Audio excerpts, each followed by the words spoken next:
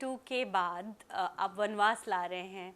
दोनों फिल्में काफ़ी डिफरेंट है एक दूसरे से, और ऑब्वियसली क्यूरियोसिटी होगी ऑडियंस में, आपके ऑडियंस के बीच में, कि इतनी बड़ी सक्सेसफुल एक्शन फिल्म बनाने के बाद आप ये फिल्म कैसे और क्यों लाना चाहते हैं, क्या कारण है इसके पीछे?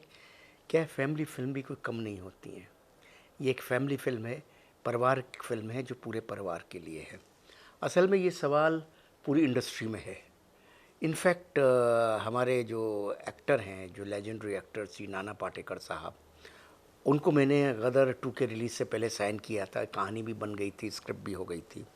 गदर 2 जब इतनी बड़ी ब्लॉकबस्टर हुई तो उनका फ़ोन आया, जो आप बात कर रही हैं वही सवाल था कि अनिल, अब तो तेरी पिक्चर इतनी बड़ी ब्लॉकबस्टर हो गई है, तू तो अब ये करेगा नहीं पिक्चर। उस वक्त का नाम जर्नी था। जर्नी करेगा नहीं, तू तो अब कोई बड़ी एक्शन पिक्चर बनाएगा। मैंने कहा नाना सर, ये पिक्चर बनाने का निर्णय मैं गदर 2 के रिलीज़ से पहले ले चुका था। ये पिक्चर मैं इसलिए नहीं कर रहा हूँ कि गदर 2 हिट हो गई तो मुझे, ब्लॉकबस्टर हो गई तो मुझे नहीं बनानी, ये नहीं करनी है। मुझे ये पिक्चर करनी है क्योंकि ये पिक्चर रिक्वायरमेंट है पूरे दर्शकों की, ये रिक्वायरमेंट है मेरी। ऐसी कहानी एक कथाकार के रूप में इस कहानी को पब्लिक तक पहुंचना ही चाहिए। ये एक कथाकार और एक डायरेक्टर की जिम्मेदारी है, रिक्वायरमेंट है, मेरी नेसेसिटी है ये।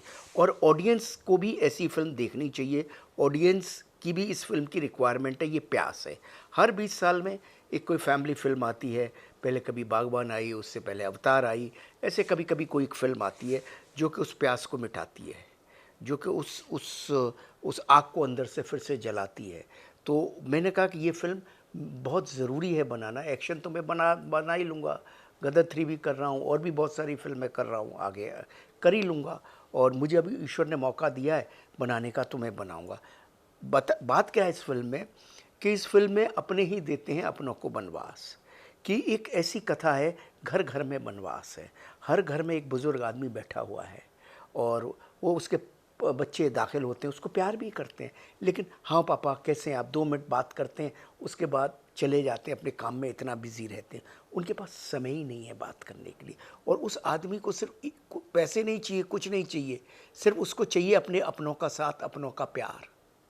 ऐसा नहीं अपने उससे प्यार नहीं करते, अपने उससे साथ नहीं देते, लेकिन अपनों के पास समय नहीं है। अपनों के पास अपनी अपनी ऐसी दुनिया में दे रहे हैं, तो एक तरह से अपनों ने ही अपनों को बनवास दिया हुआ है ये। और हर आदमी बूढ़ा होना, जो अब बनवास दे रहा है, लड़का बच्चा बेटी माँ, वो भी एक दिन अपने वो भी बूढ़ी होगी, उसके भी बच्चे उससे बनवास देंगे, तो चेन कैसे टूटेगी? चेन तो हमेशा रहेगी। एक ज़माने में जॉइंट फैमिलीज़ हुआ करती थी, तो कहीं कुछ लोग होते थे संभालने वाले, कुछ होते थे उनको संग साथ प्यार मिलता था। आज सब तनहा न्यूक्लियर फैमिलीज़ हो गई हैं। और कोई दिल्ली में काम कर रहा है, नोएडा में, तो उसके परिवार कहीं दूर है, किसी पूर्वांचल में है, किसी गांव में है, किसी उसमें, समय ही नहीं है। ये सब दुनिया ऐसी इतनी हो गई है। और क्या है कि ये इसीलिए ये बात लोगों को ज़मीर को हिलाने के लिए इस फिल्म का बनना बहुत ज़रूरी है। इसीलिए मैंने कहा कि विद लॉट ऑफ एंटरटेनमेंट, हंसी गाने, इन सब के साथ एक ऐसा संदेशा लोगों तक दूं जो कि लोगों को हिला दे। तो नाना जी कैसे इस फिल्म का हिस्सा बने? एक इंटरव्यू में उन्होंने आपकी बड़ी तारीफ़ की थी। उन्होंने बोला था कि आप बहुत सुंदर तरीके से सेट सजाते हैं, आप किसी सीन को एलिवेट कर देते हैं, बेहतर बना देते हैं। तो वो कैसे इस जर्नी का हिस्सा बने, जो कि जर्नी पहले टाइटल भी था? देखिए, क्या है कि जब आप कोई स्क्रिप्ट करते हैं तो आपके जहन में एक्टर्स होते हैं। तो इस फिल्म में 2 मुख्य कलाकार थे। एक बुज़ुर्ग, तो उसके लिए हमने सोचा कौन एक्टर हो सकता है, तो हमको लगा नाना पाटेकर साहब एप्ट है, बहुत दिनों से आए नहीं हैं। और एक नाना पाटेकर जो इतना बड़ा लेजेंडरी एक्टर है, उनकी परफॉर्मेंस लोगों ने सिर्फ यूट्यूब और रील्स पे मीम्स में देखी है, उनके कॉमेडी सीन्स की, उनको देखा ही नहीं किसी ने। तो आज की जनरेशन के लिए वो नाना पाटेकर को देखना बहुत बड़ा एक्सपीरियंस होगा, जैसे सनी सर को देखना गदर में एक्सपीरियंस हुआ, गदर 2 में। आज की जनरेशन ने देखा ही नहीं था उनकी पावर, तो वो हतपत हो गए। ऐसी नाना पाटेकर की परफॉर्मेंस किसी ने देखी नहीं है, और वो ऑडियंस देख के हतप्रत हो जाएगी कि ऐसा भी परफॉर्मेंस के लेवल होते हैं, देखा ही नहीं किसी ने। तो एक तो ये वजह थी।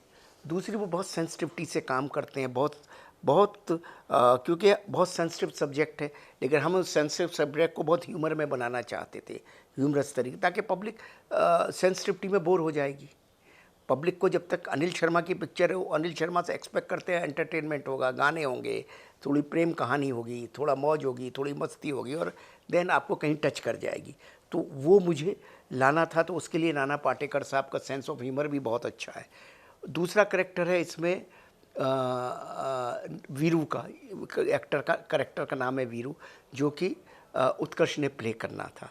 तो वो भी गदर 2 में लोगों ने देख लिया कि किस तरह का कलाकार है, जीनियस में भी देखा।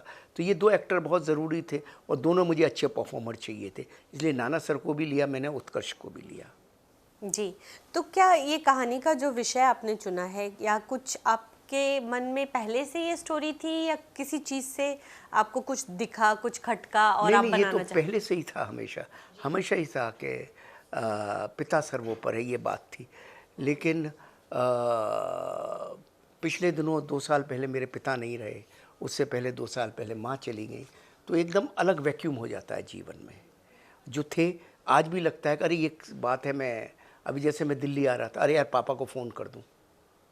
वो एक बहुत सारी चीज़ों में ये लगता है आज भी कि, और वो एक वैक्यूम हो जाता है।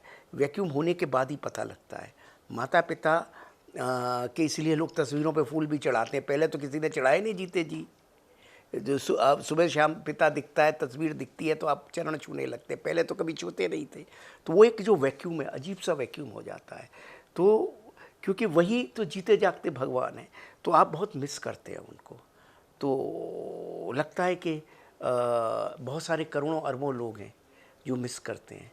तो बस वो एक भावना आ जाती है, फिर लगा कि नहीं, इस सब्जेक्ट पे फिल्म बनानी चाहिए। और मुझे लगता है एक ऐसा सब्जेक्ट है जिससे 600 करोड़ दुनिया के लोग कनेक्ट करेंगे संसार में। विदेश में तो बहुत ही ज़्यादा है वैक्यूम, हर किसी के बिना माता पिता के तो कोई आया नहीं है, हर किसी के औलाद है। तो एक अच्छी सी हल्की फुल्की फिल्म है, लेकिन बहुत सेंसिटिविटी के साथ ये फिल्म हमने ट्रीट।